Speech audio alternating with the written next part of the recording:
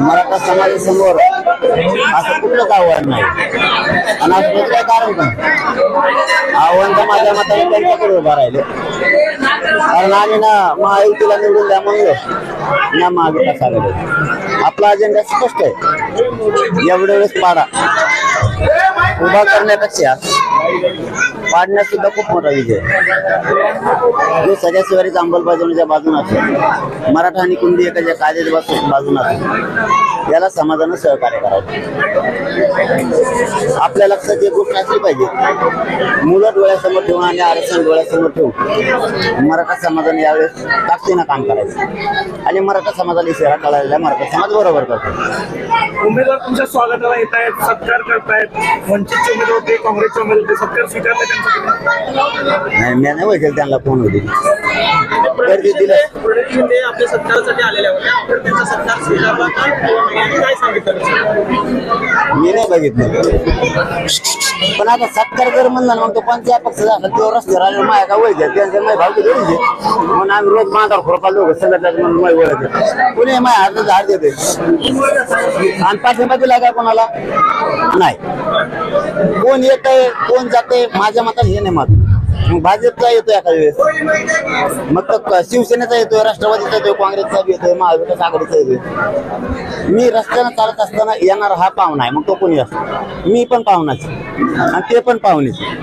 ते सत्काराला आले म्हणजे पाठिंबा दिला असं होत नाही आणि होणार बी उमेदवार जे आहे त्याचा फायदा घेण्याचा प्रयत्न होतोय का किंवा काय अरे दादा पहिल्यासारखं मराठीत नाही राहिले आता फायदे घेऊनच देत नाहीत मी घेऊन द्यायला तर मराठी गाव घेऊन द्यायचे मीच घेऊन देत नाही संबंधच नाही कोणाचाच आम्हाला हे बघा तुम्हाला स्पष्ट सांगतो मग ते विषयच कट 65 वर्षात त्यांनी सुद्धा काही नाही दिलं आम्हाला आणि हे 15 वर्ष ताजच थोपड आणलं आमचं आता त्यांनी होतं ते 16% घातलं पहिले त्यामुळे दोघं आमच्यासाठी सारखेच दोघं पण म्हणजे दोघांनी आमच्या वाटोळ केले पण आता पर्याय नाहीये आम्ही दिल्याला त्यामुळे समाज बरोबर ठेवी कोणाला पाडायचं कोणा निवडून आलं राज्यामध्ये दौरे वाढत चालले आहे आमच्याकडे कसं बघताय आज सोलापुरामध्ये पंतप्रधानांची सभा झाली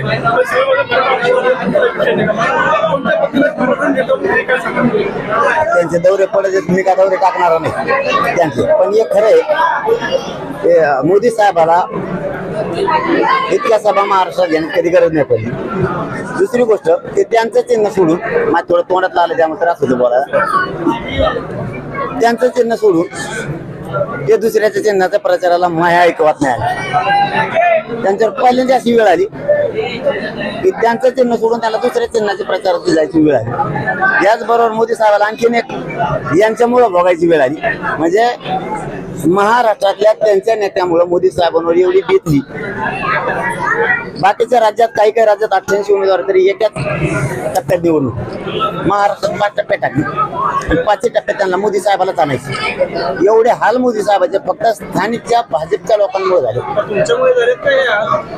मी म्हणलो होतं मराठ्याला खेळू नका मी म्हणलो होतो मराठ्याला खेटू नका तीच चूक त्यांचे स्थानिक नेते करते आत्ताही माझ्या गोरगरीब मराठ्यांवरती जे लेकरं आरक्षण मागते जे कष्टकरी माझे मायबाप आहेत त्यांना वाटतं माझं लेकरू कलेक्टर व्हावं डॉक्टर व्हावं IAS IPS दर्जाचे अधिकारी व्हावं ते मायबाप माझं आरक्षण मागतो त्या गोरगरीब लोकांवरती जे शेतात कामाचे त्यांच्यावर गुन्हे दाखल केले काही नसताना MPD सारखे गुन्हे महिलांवरती गुन्हे सामान्य माझ्या गोरगरीब मराठ्यावर गुन्हे आरक्षण असून दिलं नाही ही भोगायची वेळ फक्त स्थानिक नेत्यांमुळे मोदी साहेबांवरती आली आता बेळगावपर्यंत जाते राज्यापुरतं मर्यादित असेल तुमचं नेतृत्व आता कुठेकडे चाललेलं आणि काय सांगणार आता गोवा दिल्ली राजस्थान सुरत म्हणजे गुजरात सुद्धा आहे पुढच्या महिन्यात देश त्यांचा थोडा आहे माझ्या जनतेचा आहे मोदीजींनी या सभेत असं म्हणाले की OBC आरक्षण असेल SC ST आरक्षण असेल हे सगळे आरक्षण काढून अल्पसंख्याकांना देण्याचे काँग्रेसचा घाट आहे आपण आरक्षणाचा अभ्यास करताय असं वाटतंय कुठेतरी की काँग्रेस अशी भूमिका घेते की सगळ्यांचं आरक्षण करून फक्त अल्पसंख्याकांना देते की मोदी फक्त वेगळं राजकारण करतायत नाही आता ते काँग्रेसवर बोलले असल्यामुळे मी काय बोलणार नाही कारण मी काय काँग्रेसचा प्रवक्ता पण आमचा मात्र काडी लावली ती दोघांनी आमची चांगली काडी लावली आणि मोदी साहेबांवरती वेळ फक्त स्थानिक यांच्यामुळे आली. यांच्यात इतका मराठा द्वेष भरलेला आहे इथल्या काही भाजपच्या नेत्या महाराष्ट्रातल्या. या मराठा द्वेषामुळे मोदी साहेबांवर अशी बेतली की मोदी साहेबाला महाराष्ट्रात सोडता येणार. इथंच मराठा जिंकल्याला. मी खरं सांगतोय मराठ्यांची एकजूट इथंच जिंकली. कारण आता भीती निर्माण झाली. मताची भीती वाटली पाहिजे मराठ्यांना. माझी एवढी विनंती असा पाडा पाडणाराला पाच पुढे उभा राहायला पाहिजे. जे अण्णासाहेब पाटील काँग्रेसचे आमदार होते त्यांनी आत्महत्या केली तरीही पुढच्या 20-22 वर्षामध्ये आरक्षण देऊ शकलं नाही असा आरोप जो आहे तो माड्याच्या उमेदवार रणजित नाईक निंबाळकरांनी केलेला आहे. काय वाटतंय मग अशा सगळ्या? हे बघा बलिदान तर आमच्या आरक्षणासाठी गेले इथपर्यंत ठीक आहे. पुढच्या राजकीय मला माहित नाही परंतु आमच्या समाजासाठी बलिदान गेले हे सत्य. आणि सगळे बलिदान 350-400 पोरांचे पण झाले हे मी वाया जाऊ देणार. माझं फक्त आपल्या माध्यमातून एवढंच मोदी साहेबाला सांगेल तुमचे जे भाजपाचे करते काही नेते त्याला थोडी समज दिली तर बरं होईल. नाही दिली तर तो फजिती तर होणारच आहे. दिली तर बरं होईल. द्वेष खूप भरलाय त्यांचा ठासून मराठ्यांविषयी आणि 12 बलुतेदारांविषयी धनगर बांधवांच्या आरक्षणाविषयी बी मागच्या वेळी गाणे वाचत होते कोणत्या तरी जिल्ह्यात. ते काय गाणं होतं काहीतरी वादा भूल गए असं काहीतरी गाणं लावलं होतं बघा. त्यांनाही सांगितलं होतं वादा केलता किंवा धनगराला आरक्षण देतो मराठ्याला देतो. आम्हा दोघा तिघाचा आहे कार्यक्रम त्याला मोदी साहेबांनी सांगावं 2000 सोडा म्हणायला म्हणजे त्यांची फजिती होणार नाही.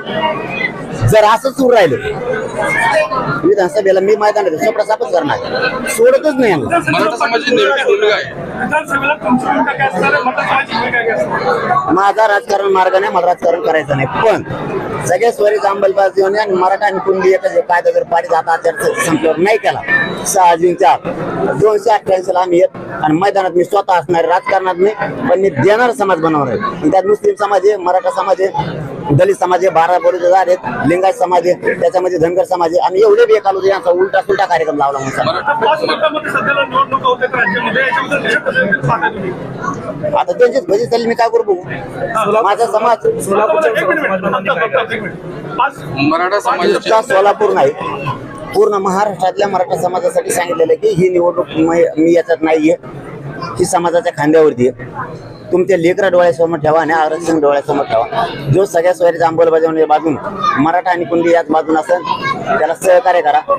पण उभा राहण्यापेक्षा पाडण्यात खूप मोठा विजय. यावेळेस असं पाडा त्याच्या 5 पिढ्या तरी पुढच्या कधीच उभा नाही राहिला पाहिजे. इतक्या ताकदीनं पाडा.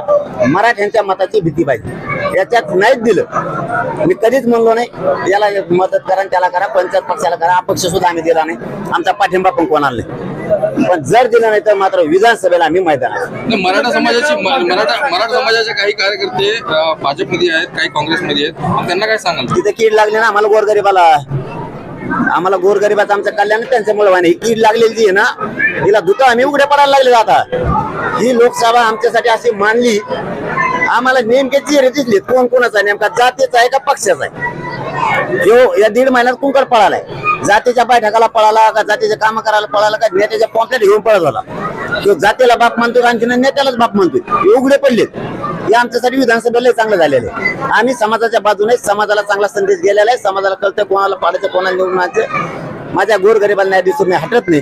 पण इथल्या भाजपाच्या काही नेत्यांनी मराठ्यांचा द्वेष केला म्हणून मोदी साहेबांवरती वेळ आली. मोदी साहेबांनी यांच्यावर बारीक लक्ष देऊन मराठ्याचा द्वेष सोडून द्या म्हणा. नाही तर पुढच्या काळात पुरा सुपडा साफ करून आम्ही स्वतः मैदानात राहणार. नेमकी भूमिका काय मनोज जरांगे यांची? नाही मी नाहीच ना. मी नाहीच. माझी स्पष्ट भूमिका मी जे भाषणात बोलतो ते जीवनात बोलतो. मी अंधारातून काड्या नाही करत. याला मतदान करा त्याला काय कोणालाही करा. ज्याला पाडायचं त्याला तुम्हाला पाडा. पण लेकर डोळ्यासमोर ठेवा आणि आरक्षण डोळ्यासमोर ठेवा. मताची ताकद दाखवा. पाडण्यात खूप मोठा विजय. धन्यवाद. जरांगे पाटील तुम्हाला काय